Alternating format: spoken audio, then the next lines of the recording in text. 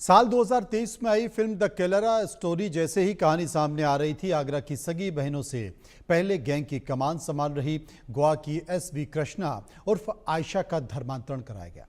आयशा से पूछताछ में हैरान कर देने वाला सच सामने आया। पूछताछ में आयशा ने बताया कि उसके पिता सेना से रिटायर हैं। उसने पंजाब से फॉरेंसिक साइंस में बीएससी और डेटा साइंस में मास्टर की डिग्री ली है। कॉलेज में पढ़ाने के दौरान उसकी मुलाकात सबा से हुई। सबा जम्मू कश्मीर की निवासी थी और वो अपने धर्म के प्रति बेहद कट्टर थी। उसने सबा से एक दिन पूछ लिया कि वो पढ़ाई छोड़कर नमाज के लिए आखिर क्यों जाती है, और इसी के बाद सबा ने उसे जाल में फंसा लिया। मूलत उड़ीसा की रहने वाली एसबी कृष्णा, जो कि गोवा में मूल रूप से निवास कर रही थी परिवार के साथ, और ऐसे में पंजाब यूनिवर्सिटी में वो अपनी एमएससी डाटा साइंस से पढ़ाई कर रही थी। ऐसे में उसकी मुलाकात समा से होती है और समा उसको हिंदू धर्म की बुराइयां और इस्लाम धर्म की अच्छाइयों को लेकर ब्रेन वॉश करना शुरू कर देती है। ऐसे में समा उसको कश्मीर लेके पहुंचती है। वहां उसकी मुलाकात मुस्तफा से कराती है। कई दिनों बेटी के गायब होने के बाद परिवारजनों की शिकायत पर दिल्ली पुलिस ने मुस्तफा और एसबी कृष्णा को बरामद किया।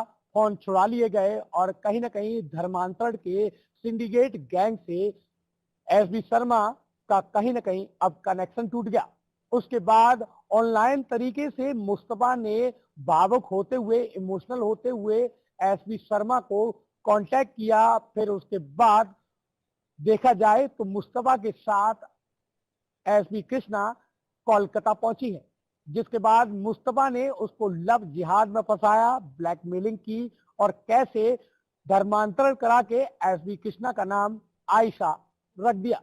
इसके बाद सिंडिकेट में आयशा की भूमिका फर्राटेदार इंग्लिश बोलने की थी। एमएससी डाटा साइंस होने के बाद टेक्नोलॉजी का दुरुपयोग करते हुए आयशा के साथ सिंडिकेट ने अपने हाथ मिला लिए।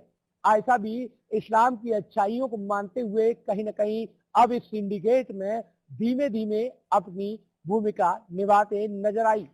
ऐसे में कलीम सिद्दीकी की मुलाकात के बाद आयशा को पूरे देश भर में धर्मांतरण को लेकर फंडिंग करने का काम भी आयशा को मिला। दिल्ली में आयशा के बरामद होने के बाद मुस्तफा को दिल्ली पुलिस के द्वारा जेल भेज दिया गया, लेकिन कहीं ना कहीं इस गिरोह से 6 महीने तक संपर्क न होने के बाद मुस्तफा ने जेल से आने के बाद आयशा को कांटेक्ट किया। उसके बाद उसको कोलकाता भेजा गया, जहां उसकी मुलाकात हसन अली यानी कि शेखर रॉय से हुई। शेखर रॉय लीगल एडवाइजिंग का काम इस पूरे सिंडिकेट के लिए करता था। ऐसे में आयशा यानी कि एसबी कृष्णा को कहीं ना कहीं धर्मांतर करा के आयशा का नाम रखा गया और सिंडिकेट में महत्वपूर्ण भूमिका दी गई, यानी कि फंडिंग की।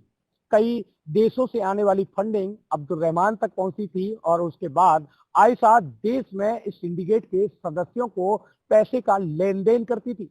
फिलहाल आयशा आगरा पुलिस की गिरफ्तारी में आई है, लेकिन इस पूरे सिंडिकेट में इस बात की समानता है कि कैसे केरला स्टोरी में मुस्लिम लड़कियों के द्वारा हिंदू लड़कियों को वर्गलाकर ब्रेन वॉश कर इस्लाम में धर्मांतरण कराया गया, और ऐसे कहीं ना कहीं देखा जाए तो फ़ियादीन के तौर पर प्रयोग करने की बात की जा रही थी।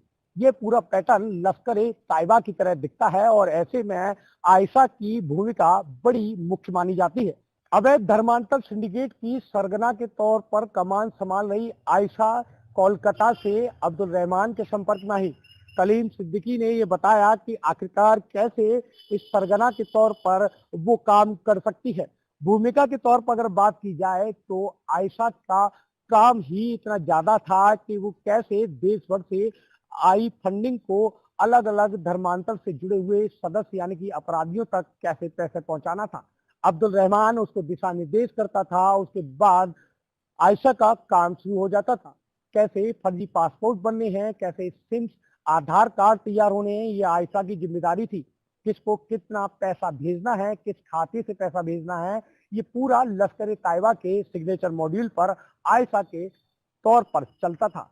पूरा सिंडिकेट आईएसआई मॉडल यानी कि बॉलीवुड 2023 की मूवी द केरला स्टोरी के बिहाफ पर दिखाई देता है। यानी कि आयशा अब आगरा पुलिस की गिरफ्तारी में आ चुकी है। अपने बयानों के आधार पर बोलती है कि कश्मीरी मुस्लिम युवतियों का काम ही इस सिंडिकेट में नई नई लड़कियों को बहलाकर फुसलाकर पहले लव जिहाद फिर उसके बाद इस्लाम में धर्मांतरण कराना उनका मुख्य पेशा है। एसबी कृष्णा कोलकाता पहुंचने के बाद अली हसन यानी कि राय के कांटेक्ट में आई और ऐसे में यहां से धर्मांतरण के सरगना होने की भूमिका में आयशा ने बखूबी अपनी जिम्मेदारी निभाई। कैसे अब्दुल रहमान गोवा में इसको मूलत व्हाट्सएप ग्रुप और तमाम ट्रांजैक्शन के माध्यम से पैसा भेजता था और उसके बाद धर्मांतरण कराने वाले गिरोह के एक एक मुखिया यानी कि सदस्य को आयशा के जरिए पूरे देश भर में पैसा ट्रांसफर किया जाता है। ऐसे में आगरा पुलिस ने 5 से ज्यादा खातों की जांच पड़ताल की गई है। तमाम सिम, फर्जी पासपोर्ट आयशा की पूछताछ के बाद बरामद किए हैं और ऐसे में ये कह पाना बड़ा मुश्किल है कि पंजाब यूनिवर्सिटी में एमएससी डाटा साइंस की तैयारी करने वाली आयशा को कैसे कश्मीरी मुस्लिम लड़कियों के द्वारा ब्रेन वॉश किया गया और सरगना के सिंडिकेट के मुखिया के तौर पर उसका दुरुपयोग किया गया। फिलहाल आगरा पुलिस भी इस बात को देखकर हैरान है कि कैसे कश्मीरी लड़कियां आगरा में ब्रेन वॉश का काम कर रही हैं।